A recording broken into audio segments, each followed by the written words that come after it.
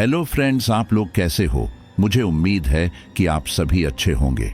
तो दोस्तों, आज फिर से मैं आप लोगों के लिए एक डरावनी कहानी लेकर आया हूं जो आपको रात भर जगने पर मजबूर कर देगी। लेकिन वीडियो शुरू करने से पहले एक छोटी सी रिक्वेस्ट है। दोस्तों, आप लोग वीडियो तो देखते हो लेकिन हमारे चैनल को सब्सक्राइब नहीं करते।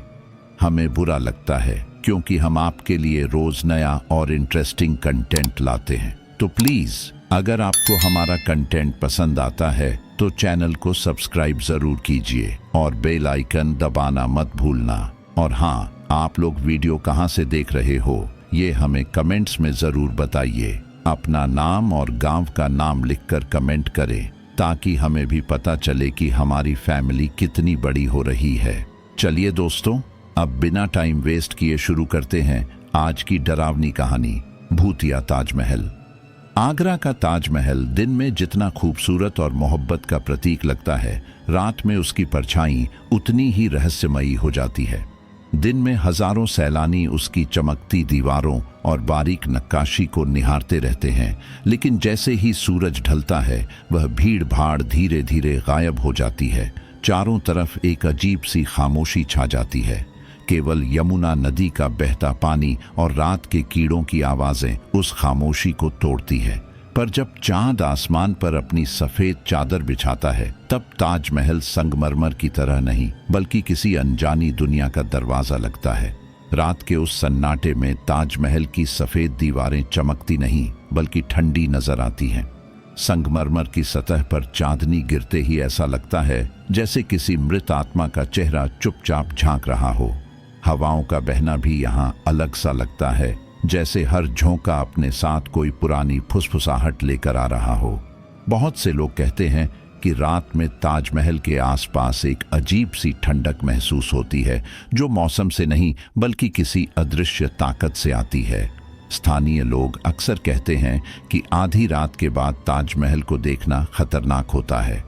कई बार चौकीदारों ने सुना है कि संगमरमर की दीवारों के पीछे से रोने की आवाजें आती हैं। कुछ लोगों ने तो दावा किया कि उन्होंने सफेद कपड़ों में एक औरत को देखा है जो ताजमहल के आंगन में चुपचाप खड़ी रहती है और फिर अचानक धुंध में गायब हो जाती है। पर कोई भी हिम्मत करके उसके पास नहीं गया। उस रात भी ठीक ऐसा ही माहौल था।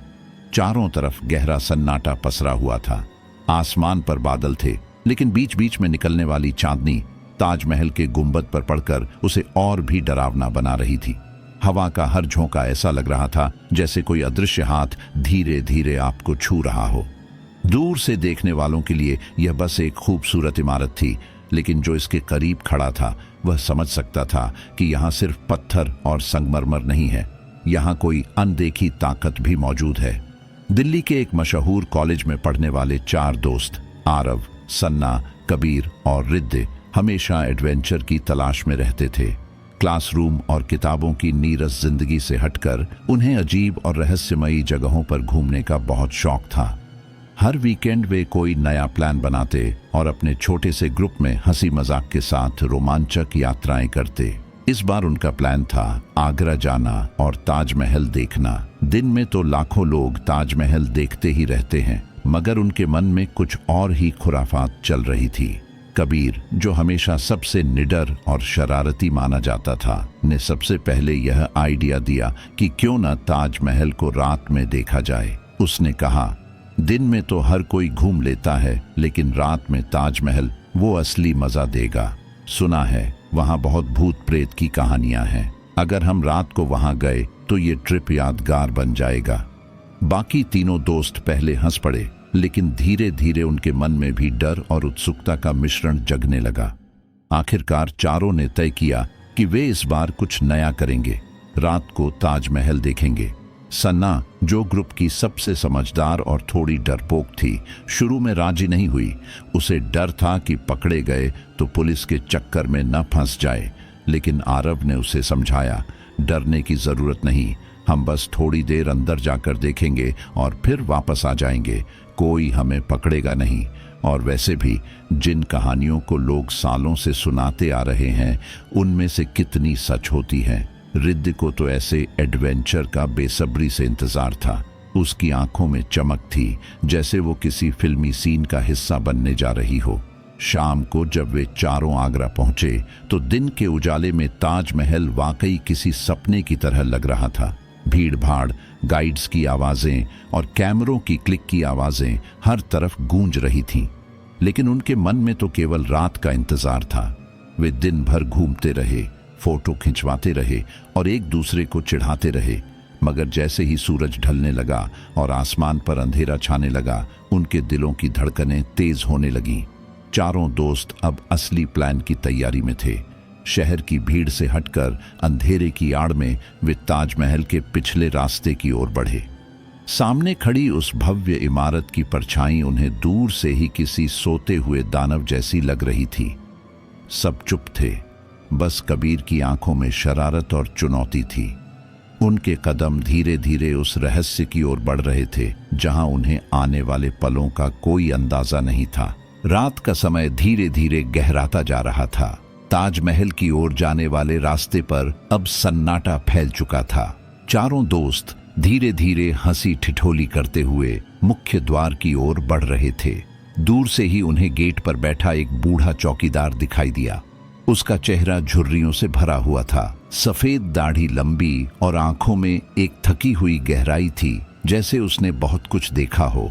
हाथ में लालटेन लिए वह गेट के पास बैठा बीड़ी पी रहा था। जैसे ही चारों दोस्त उसके पास पहुंचे, बूढ़े चौकीदार ने सिर उठाकर उन्हें गौर से देखा। उसकी नजरें अजीब थीं, ऐसी नजरें जिनमें अनुभव भी था और डर की छाया भी। उसने बीड़ी का कश खींचते हुए कहा, बेटा, इतनी रात गए कहाँ जा रहे हो? ताजमहल के अंदर रात को जाने की हिम्मत मत करना।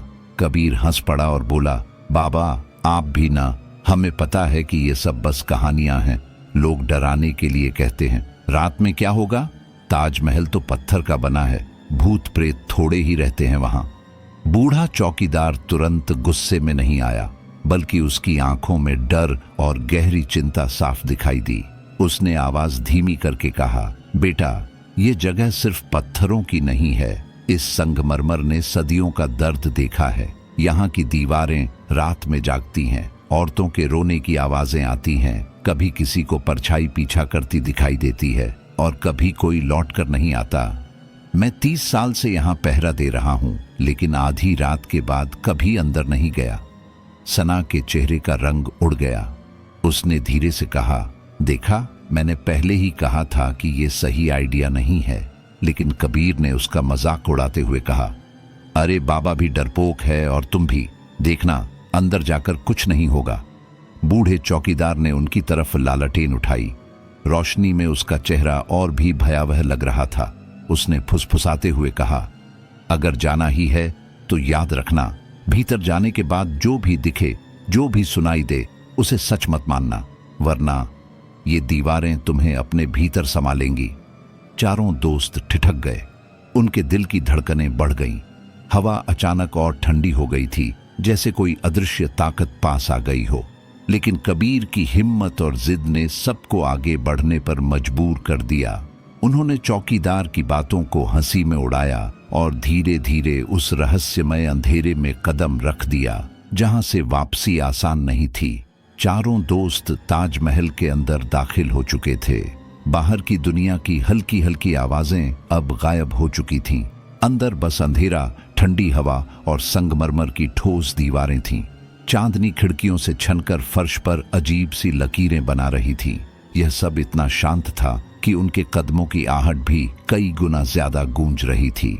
ऐसा लग रहा था जैसे हर आवाज, हर हलचल को ये दीवारें अपने भीतर कैद कर रही हों। कुछ ही देर बाद रिद्धि ने अचानक रुककर कान लगाया। उसने धीरे से कहा, क्या तुम लोगों ने सुना? दीवारों से कोई फुसफुसा रहा है। सब चौंक गए। वे चुप हो गए और कान लगाकर सुनने लगे। सचमुच संगमरमर की ठंडी सतह के पीछे से धीमी धीमी आवाजें आ रही थीं। कोई जैसे बहुत धीमे सुर में कुछ पढ़ रहा हो, शायद कोई पुराना मंत्र या फिर कोई दर्द भरी कराह। आवाज इतनी धीमी थी कि समझ में नहीं आ रही थी, लेकिन उसकी रहस्यमय गूंज सीधा दिल में उतर रही थी। सना ने डर से कबीर का हाथ पकड़ लिया। उसकी हथेली पसीने से भीगी हुई थी। उसने कांपती आवाज में कहा, यह तो सच है, यहाँ कोई है। मुझे अच्छा नहीं लग रहा, चलो वापस चलते हैं। लेकिन कबीर ने निडर होकर दीवार पर हाथ रखा और हंसते हुए बोला, ये सब हवा का खेल है, पुरानी इमारतें होती ही ऐसी हैं, डरने की कोई जरूरत नहीं। लेकिन जैसे ही उसका हाथ संगमरमर पर पड़ा, उसे लगा जैसे दीवार जीवित हो। पत्थर की ठंडी सतह अचानक बर्फ की तरह ठंडी हो गई और उसमें से एक हल्की सी धड़कन महसूस हुई, जैसे कोई दिल धड़क रहा हो। आरव ने कबीर का चेहरा देखा, उसकी हंसी गायब हो चुकी थी। वह धीरे धीरे हाथ पीछे खींचते हुए बोला, तुम लोगों ने महसूस किया, ये दीवारें सांस ले रही हैं। उन चारों ने एक दूसरे की ओर देखा। अब मजाक करने की कोई हिम्मत नहीं बची थी। उनकी आंखों में डर साफ झलक रहा था। इसी बीच फुसफुसाहट और ज्यादा तेज होने लगी। शब्द अब भी साफ नहीं थे, लेकिन ऐसा लग रहा था जैसे कोई उन्हें नाम लेकर पुकार रहा हो। हवा अचानक भारी और ठंडी हो गई। संगमरमर की सफेद दीवारें अब उन्हें खूबसूरत नहीं बल्कि किसी जेल की तरह लग रही थीं, एक ऐसी जेल जहां से कोई बाहर नहीं निकल सकता। चारों दोस्त सन्न रह गए। उन्हें पहली बार एहसास हुआ कि यह महज एक ऐतिहासिक इमारत नहीं है, यह किसी अनजानी शक्ति का घर है। संगमरमर की दीवारों से आती रहस्यमयी फुसफुसाहट सुनने के बाद चारों दोस्त और भी सतर्क हो गए। वे धीरे धीरे आगे बढ़ रहे थे, मगर हर कदम के साथ उनके दिल की धड़कनें तेज होती जा रही थीं। ताजमहल के अंदर चारों तरफ बस चांदनी की हल्की रोशनी थी, जो संगमरमर से टकराकर अजीब सी चमक पैदा कर रही थी। इस अजीब रोशनी में उनकी परछाइयां दीवारों और फर्श पर फैल रही थीं। कबीर, जो हमेशा मजाक करने से पीछे नहीं हटता था, अचानक हंसकर बोला, देखो हमारी परछाइयां कितनी लंबी हो गई हैं, लगता है जैसे ये हमें निगल जाएंगी। उसकी बात सुनकर रिद्धि ने डर से गर्दन घुमा ली, लेकिन अगले ही पल उसकी सांसें थम गईं। उसने कांपती आवाज में कहा, रुको, ये गिनो हमारी कितनी परछाइयां हैं। चारों दोस्तों ने रुककर दीवार पर नजर डाली। सचमुच 4 की जगह 5 परछाइयां दिख रही थीं। आरव ने आंखें मिचमिचाकर गिना, 1, 2, 3, 4, और फिर उसकी आवाज धीमी पड़ गई। लेकिन ये 5वीं किसकी है? 5वीं परछाई उनके साथ साथ चल रही थी, मगर अजीब बात यह थी कि उनमें से किसी से भी उसका आकार मेल नहीं खा रहा था। वह ऊंची और लंबी थी, उसका सिर झुका हुआ था और उसके हाथ बहुत लंबे दिख रहे थे, जैसे वह किसी अनदेखे प्राणी की हो। सबसे डरावनी बात यह थी कि जैसे जैसे वे चलते, वह परछाई और नजदीक आती जा रही थी। सना ने घबराकर कबीर का हाथ पकड़ लिया। उसकी आवाज कांप रही थी, कबीर, अब भी कहोगे कि ये सब हवा का खेल है? ये देखो, ये चीज हमारे पीछे चल रही है। कबीर भी अब चुप था। उसके चेहरे पर पहली बार डर साफ दिख रहा था। उसने धीरे धीरे पीछे मुड़कर देखा, लेकिन वहां कुछ नहीं था, सिर्फ खाली गलियारा और संगमरमर की ठंडी दीवारें। फिर भी दीवार पर वह 5वीं परछाई मौजूद थी, जैसे कोई अदृश्य चीज उनके साथ चल रही हो। अचानक वह परछाई रुक गई, जबकि दोस्त चलते रहे। सबने साफ देखा कि वह अकेली खड़ी है और धीरे धीरे अपना सिर उठाकर उनकी ओर देखने लगी। दीवार पर उसका चेहरा स्पष्ट नहीं था, मगर उसकी आंखों जैसी 2 गहरी खाइयां काली छाया में चमक रही थीं। रिद्ध ने चीखने की कोशिश की, लेकिन उसकी आवाज गले में ही अटक गई।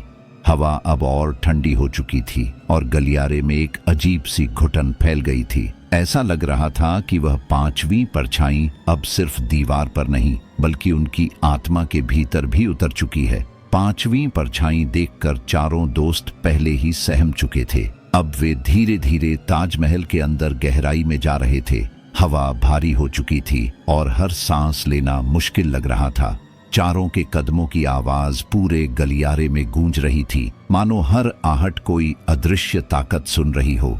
इसी बीच सना ने अचानक दीवार की ओर देखा। उसने हड़बड़ाकर सबका हाथ पकड़ लिया और कांपती आवाज में कहा, देखो, देखो वहां दीवार रो रही है।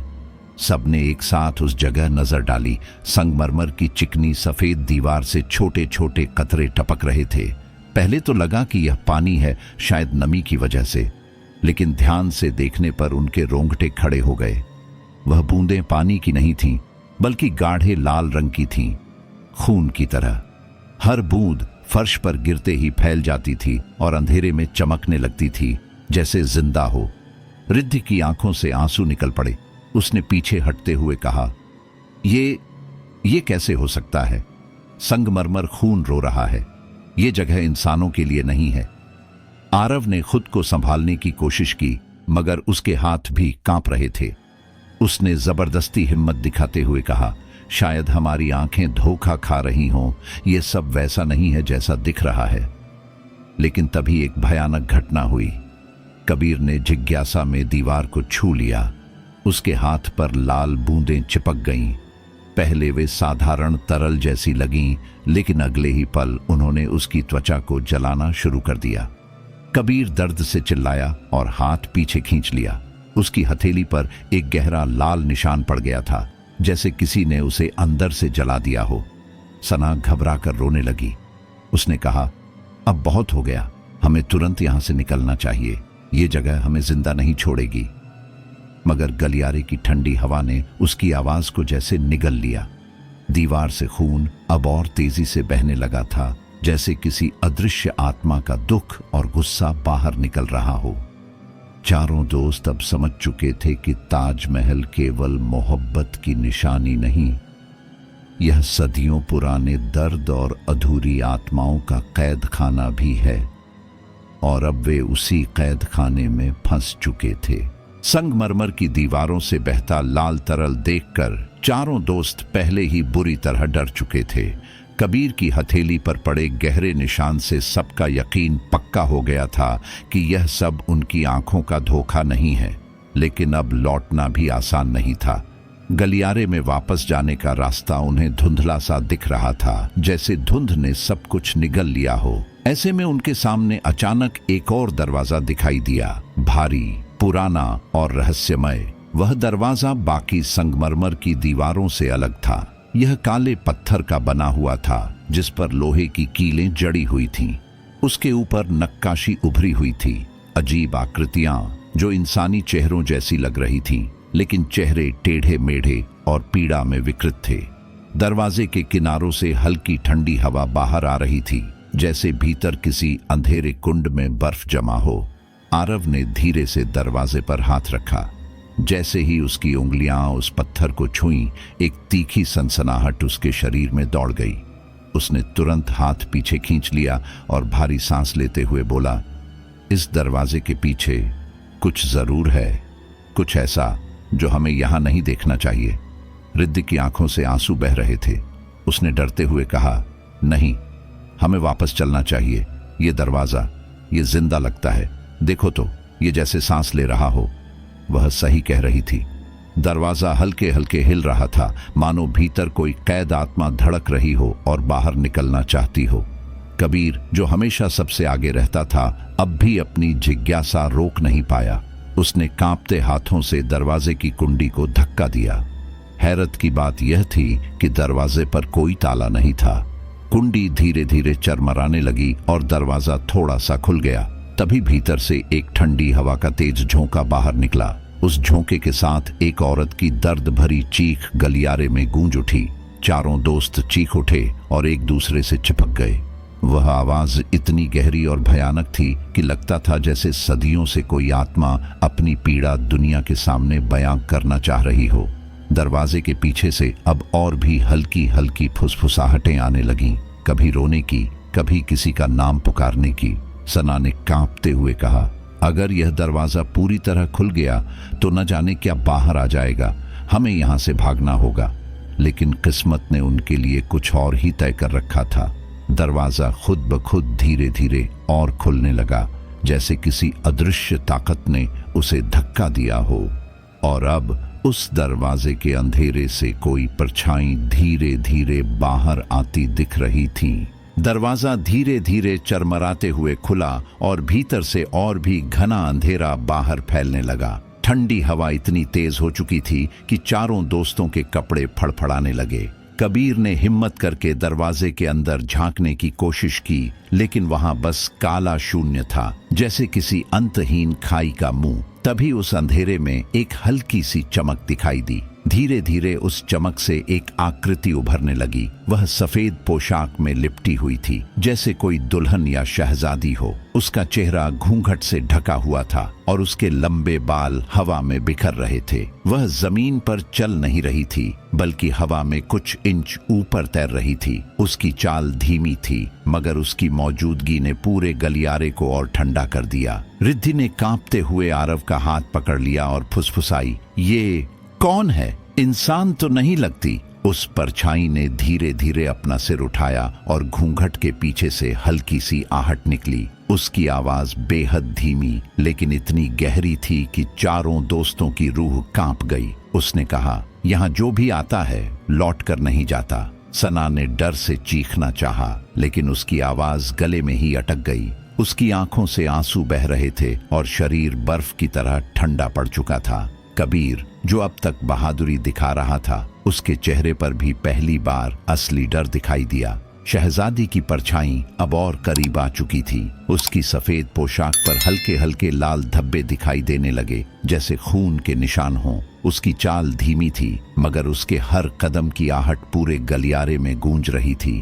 टक टक टक।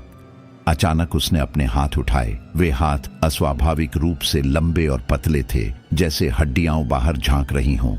उसके हाथ कांपते हुए दोस्तों की ओर बढ़ने लगे।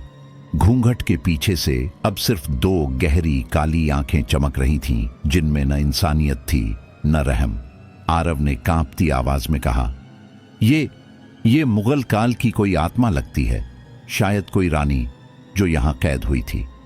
लेकिन उसकी बात पूरी होने से पहले ही शहजादी की परछाई ने गलियारे की मशालों को खुद ब खुद जला दिया, और उसी आग की रोशनी में उनका सबसे बड़ा डर सामने था। वह चेहरा जो अब धीरे धीरे घूंघट से बाहर आ रहा था।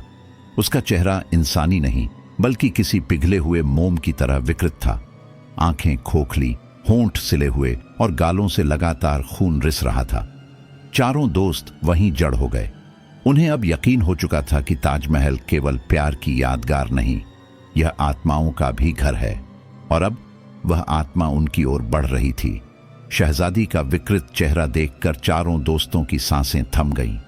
गलियारे की दीवारें अब सर्द हवाओं से नहीं, बल्कि किसी अजीब कंपन से कांप रही थीं। मशालों की लौ खुद ब खुद भड़क उठी, जैसे किसी अदृश्य शक्ति ने उन्हें जला दिया हो। अब पूरा रास्ता लाल पीले उजाले से भर चुका था, और उसी रोशनी में वह आत्मा और भी भयानक लग रही थी। अचानक उसने एक ऐसी चीख मारी कि चारों दोस्त अपने कान बंद करने पर मजबूर हो गए। उसकी आवाज इंसानी नहीं थी, वह कहीं से आती हुई लगी, जैसे सैकड़ों औरतों का दर्द एक साथ निकल पड़ा हो। उसी पल गलियारे की सारी खिड़कियां आपस में टकराने लगीं और चारों तरफ अंधाधुंध शोर फैल गया। कबीर सबसे पहले होश में आया और चिल्लाया, भागो, जल्दी भागो यहां से। उसकी आवाज बाकी तीनों को झकझोर गई और वे गलियारे की ओर भागने लगे। लेकिन जैसे ही उन्होंने पीछे मुड़कर देखा, शहजादी की परछाई जमीन पर नहीं, बल्कि हवा में तेजी से तैरते हुए उनका पीछा कर रही थी। उसके लंबे हाथ हवा को चीरते हुए उनके करीब आते जा रहे थे। हर कदम के साथ गलियारा और लंबा होता जा रहा था। ऐसा लग रहा था जैसे ताजमहल उन्हें बाहर जाने नहीं देना चाहता। दरवाजे दूर होते जा रहे थे और चारों की सांसें टूटने लगी थीं। सना अचानक ठोकर खाकर गिर पड़ी। उसके गले से चीख निकली। आत्मा बस कुछ ही दूरी पर थी। उसने अपने हाथ फैलाए, जो अब नुकीले पंजों जैसे हो चुके थे। आरव ने हिम्मत जुटाई और सना को खींचकर उठाया। वे फिर भागने लगे, लेकिन अब उनके पीछे केवल वही परछाई नहीं थी। गलियारे की दीवारों से भी सैकड़ों काली आकृतियां निकलकर उनके साथ दौड़ रही थीं। बिना चेहरों की परछाइयां, जिनकी आंखें सिर्फ खोखले गड्ढों जैसी थीं। रिद्ध की सांसें तेज हो चुकी थीं। उसने रोते हुए कहा, हम नहीं बच पाएंगे, ये सब हमें पकड़ लेंगे। कबीर ने उसकी बांह खींचते हुए जवाब दिया, नहीं, हमें बाहर निकलना ही होगा, चाहे कुछ भी हो। लेकिन तभी सबसे डरावनी बात हुई। दीवार पर अब फिर से परछाइयां दिखाई देने लगीं। गिनने पर वे 5 नहीं, बल्कि 6 थीं, और वह छठी परछाई दोस्तों के बिल्कुल बीच में दौड़ रही थी। चारों को अब एहसास हो चुका था कि वे चाहे जितनी तेज भाग लें, मौत उनकी पीठ से सटी हुई है। चारों दोस्त पूरी ताकत से भाग रहे थे। उनके पीछे चीखों और परछाइयों का शोर गूंज रहा था। हर कदम पर ऐसा लगता था कि कोई बर्फीला हाथ उनकी गर्दन पकड़ लेगा। हवा इतनी ठंडी हो चुकी थी कि सांस लेना भी मुश्किल था। मशालों की लौ अपने आप बुझने लगी और पूरा गलियारा अंधेरे में डूब गया। दूर, बहुत दूर उन्हें एक हल्की सी रोशनी दिखाई दी, शायद बाहर का रास्ता।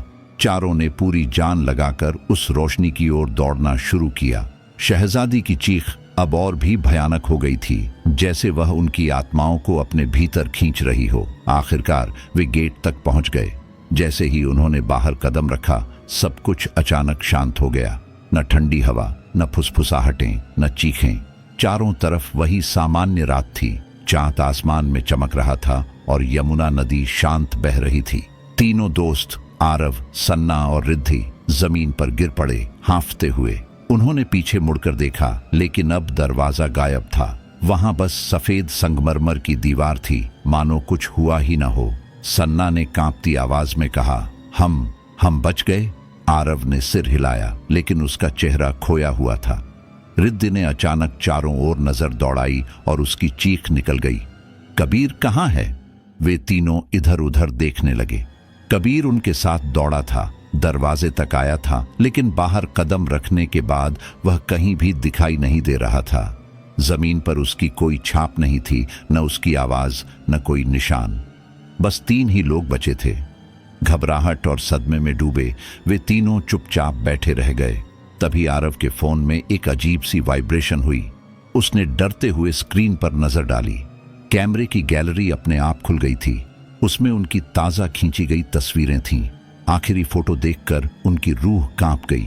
तस्वीर में तीन ही लोग थे, आरव, सना और रिद्धि, लेकिन चौथे की जगह खाली जगह थी और उनके पीछे संगमरमर की दीवार पर एक काली परछाई मुस्कुरा रही थी। कबीर का नाम वहां किसी ने नहीं लिया। लोग कहते हैं कि वह ताजमहल की उन दीवारों में कैद हो चुका है और आज भी जो आधी रात को अंदर जाने की हिम्मत करता है, उसे गलियारे में 5 परछाइयां दिखाई देती हैं। ताजमहल मोहब्बत की निशानी या आत्माओं का कैद खाना, सच कोई नहीं जानता। रहस्य आज तक अनसुलझा है। तो दोस्तों, कैसी लगी आपको ये भूतिया ताजमहल की रहस्यमयी और डरावनी कहानी?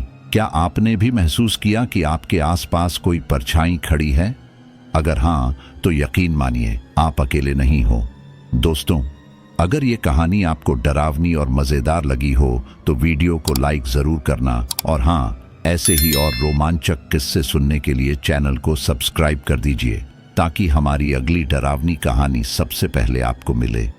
हम चाहते हैं कि हमारी ये डरावनी फैमिली और बड़ी हो, इसलिए कमेंट में अपना नाम और गांव, शहर का नाम ज़रूर लिखें, ताकि हमें पता चले कि हमारी ये कहानियाँ भारत के किस किस कोने तक पहुँच रही हैं।